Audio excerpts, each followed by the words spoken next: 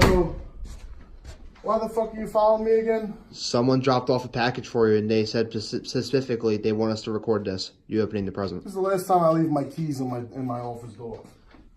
Alright.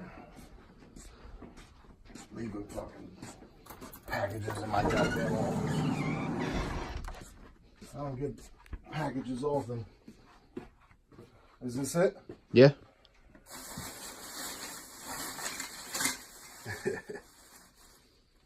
This is it? Yeah.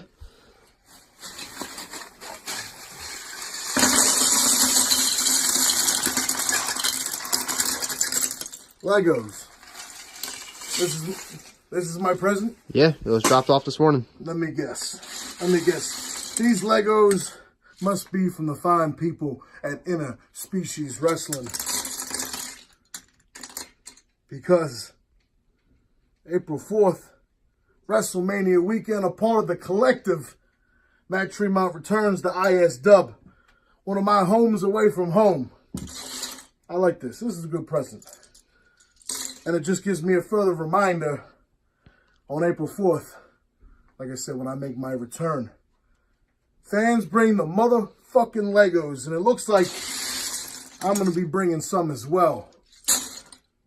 And I'm taking on 3 people who I know very, very well from over the years. Addie Starr, Scars and Stripes, former tag team partner of mine. I had a war with Viking years ago at ISW, one of my favorite wars I've ever been a part of. And then Jeff motherfucking Cannonball.